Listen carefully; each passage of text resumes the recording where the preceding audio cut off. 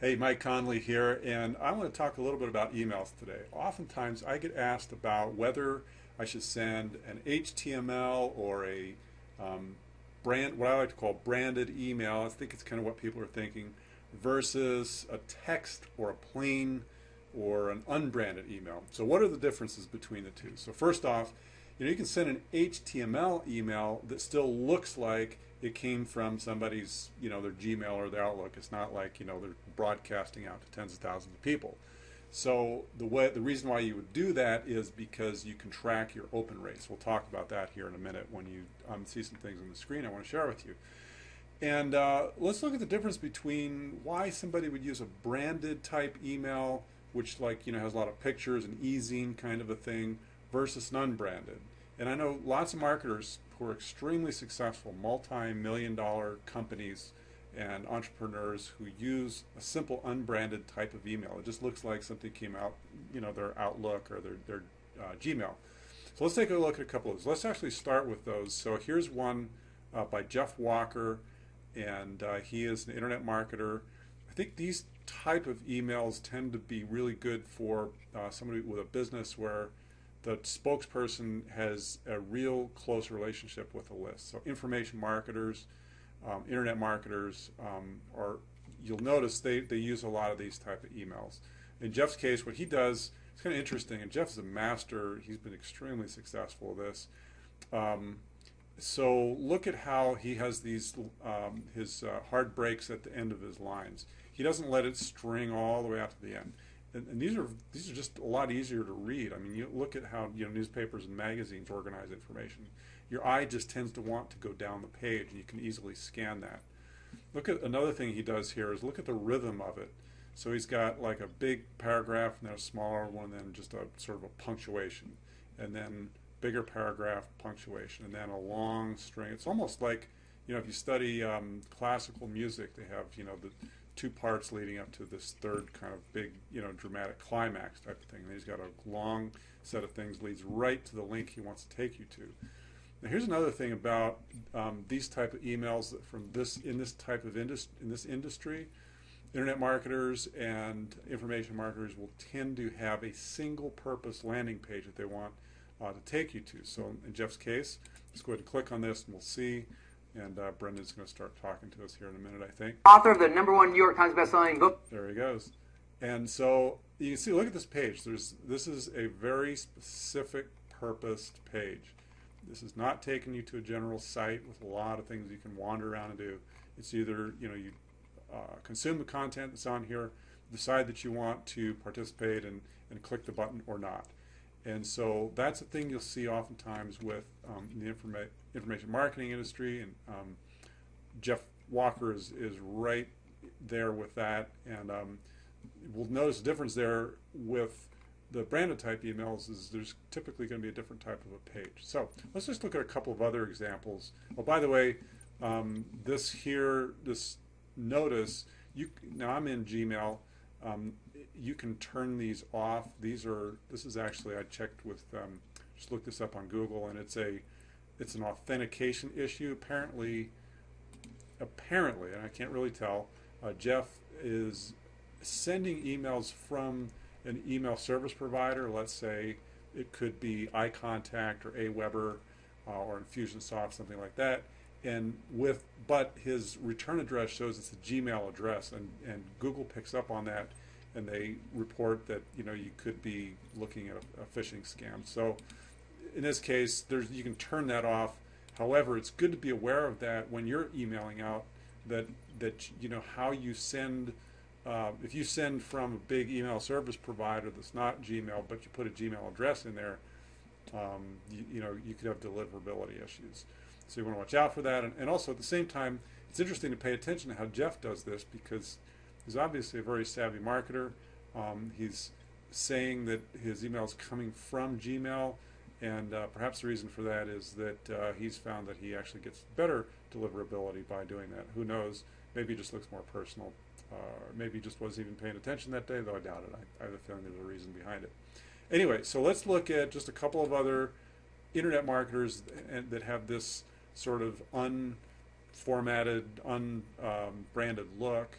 Joe Polish Joe has a little bit of a different look here. You can see he lets these lines extend all the way out to the end. However, again, very punchy. There's one, maybe two sentences. In this case, actually, if you look at it, it's mostly just a single sentence and then a line break, single sentence and a line break. It just makes it a lot easier to read. He's got maybe one link in here, and my guess is, oh yeah, look at that. In fact, it's the same one there. Everybody's promoting Brendan's campaign, it looks like, sending to the same link. And a very personalized, the way that Joe signs it here, Joe, I would not be surprised if Joe actually didn't write this. Probably somebody on his team wrote it. However, it looks like it's coming directly from, Joe. Joe's sending you a message as if, right? And that's the effect that he's going for here. So these type of emails do tend to look that way and create that impression, that feeling of kind of just, more personal one-to-one. And, inbox is it's a very intimate space for people because, you're just sitting there, one person to another. So that is one advantage of this type of format. Again, here's just third example, John Benson, and he's promoting a different campaign. In fact, he's promoting Jeff Walker's campaign here, very incestuous little family. And this one, again, look at the way John writes. Look at the rhythm. You've got different lengths, short, short and long, leading up to, towards the end. Now here's the link. So also, if you read John's copy, it's fantastic. It's just, he has a way of really sucking you in and getting interested in what he's writing here. So, and even look visually at the way he's doing it with just text. He's using use of caps, the arrows, just a lot of visual interest, even just with text. So those are some of the things you can do with plain or text only looking emails, almost certainly in all cases of the things we're looking at here. These are HTML emails. However, they are set up from the email service provider to look very plain Jane. And yet they're using that HTML because my guess is they are tracking those open rates. All right, let's take a look at some branded emails. So we're looking at here a company that has got a huge following. Bottom Line Secrets, I think they have, well, their physical newsletters are something like, they send out about 1 million of them. And so that's a pretty good size list. These guys are very sophisticated. By the way, there's a great, incredible interview with Marty Edelston, who passed away recently, who was the founder of Boardroom, which really kind of evolved into Bottom Line Secrets. And just incredible interview that Joe Polish conducted with him and my friend Brian Kurtz. And they have, you can find that recording on ilovemarketing.com. That's ilovemarketing.com. It's not a plug, it's not an affiliate. It just really was an amazing interview that they happened to capture just before Marty passed away.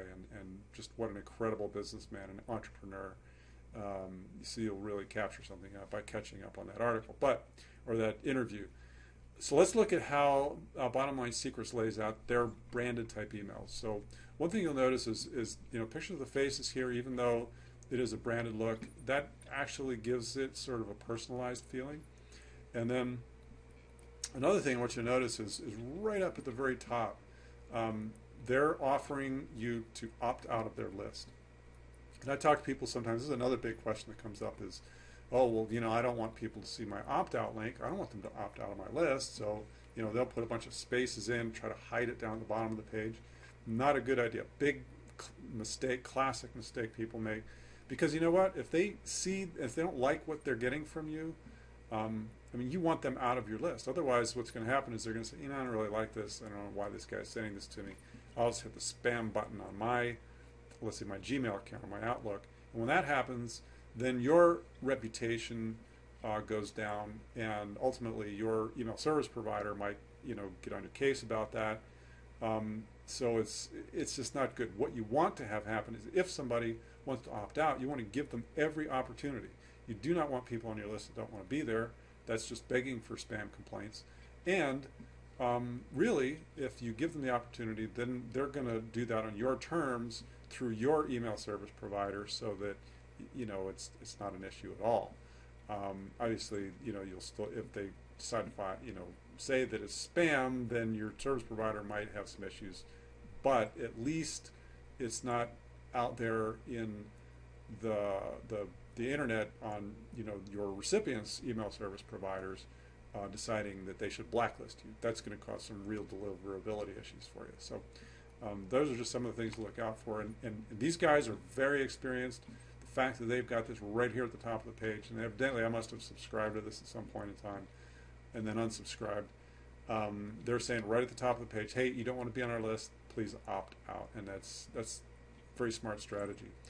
Bottom Line Secrets then has, you can see, very simple format. They've got a lot of visual interest. Your eye tends to go across the top and then dance down the page and then over here to look at these links. The links are in a different color, and yet you notice how they're still similar. There's the theme going on here with the blues and the greens. It just, the whole thing has this very sort of relaxing look to it. And based on their audience, this is going to be people who are age 50 to 65, I believe is going to be their demographic. That that feeling of no stress, relaxing. The blues and the greens tend to foster that. So look at how they've done that. It's very, very simple design. Blues, greens, and then the black text on the white background. Even the background of the email itself, the gray, it just tends to fade in the background, really focus your eye on the email message itself. Now let's look at what happens when you click on one of their links. As opposed to the internet marketers where they're taking us to a very direct message page, that this site is it's all kinds of things that you can wander around and explore and get involved with. And some of these things are going to be affiliate offers. This here looks like a Google Display Network ad where if somebody clicks on that and ends up purchasing, they get a commission for that. They've got their own products here, newsletters and books, and all the things, other ways that people can get involved and take advantage of their resources here. So it's very unfocused, but at the same time their strategy appears to be to take you to the site where then you can wander around until you find what you're looking for. So just a different strategy, and that tends to go along with this where you have a big company, there's a team of players who are, obviously it's a little bit harder to have a single spokesperson. In fact, this is not even signed by a single person. It's, it really does have sort of a company feel to it, and yet they manage to get, some personal feeling into it. That's what people really want. They really want that personal connection these days. So let's take a look at a couple of other examples. Here's an email from an internet consultant, and one thing I want you to notice is that there's, they've got a lot of good content here, but at the same time, there's no sort of human interest. I find, and you need to, this is not necessarily to say this wouldn't work for your list, but this type of an email doesn't really resonate for me because I'm not seeing a person who I can relate to, a spokesperson. And so look at it for yourself, see how you respond to that. That's probably going to give you an indication of how your list is going to respond. So like I said, they've got good content. It's it's attractively designed. They've got the red and the black thing going on here. Although red, it kind of goes along with their branding idea. The 212 kind of hot marketing tips. You want to be careful about that because at the same time it also is sort of a color of alarm. And so when we click through, what we find here is that this site has, there's not that much to do, although at the same time, even at that, there's not a specific call to action. So this is very similar in structure to the way that Bottom Line Secrets has their, they go to a blog type of a thing. This is going to a blog. It's just that the site doesn't have quite as much going on and as many opportunities yet. My guess is they're a little bit newer, and they'll probably start building stuff out in terms of ways that people can then go ahead and take advantage of different opportunities they may have. So let's look at another example of what I'm calling a branded type email, what some people call HTML. I like to think of it as branded because HTML can also mean a plain text looking email. So this is kind of an in-between the two types of things that we just looked at. You can see that they've got a personalized look, even though he's got a masked head, is kind of what the newspaper magazine term used to be. Basically their branding at the top of the page. It looks like an e-zine that they probably send out on a regular basis. Credibility icons here at the top. The way that they've done this is actually very clever. They put together. You can see how the gray on the background kind of resonates with the gray here. They've got the green. It's kind of blends in with this green here. They kind of refer to each other. But a lot of color. You see, you got a lot of different colors here. Same with these images. They've got a lot of visual interest going on.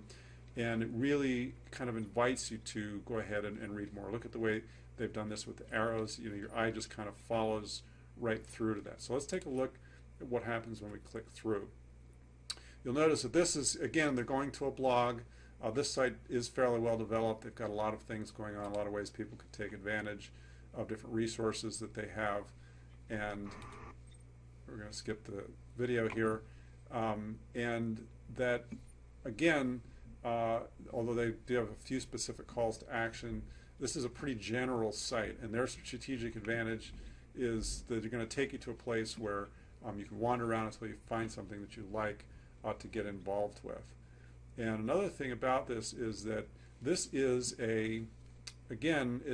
this is a company. However, it does have a personalized look. You see the main spokesperson here is Bill. And one thing that you'll notice about this, that it is branded and it is a company, and that's something that kind of goes together when you have more of a team effort. It helps to kind of have this type of a format rather than the individual type of an email. And you'll notice here, if we click on this other link, this is actually written by someone on the team. So the main spokesperson gets a break from writing and pulls in somebody else who's on the team to write this article. And of course, I'm sure there's lots of benefits for both parties there. And then it takes you to this site, and it's just a really efficient use of resources because you've got an audience has got more content to read, and yet it frees up the owner or the main spokesperson so that they're not having to produce this huge amount of content. So there's just a few things about the different types of emails, and in response to that question, hey, should I have an HTML or a simple email or a plain text email? I hope that gives you some insight, and I hope that helps you with your marketing. And you have a fantastic week. Bye now.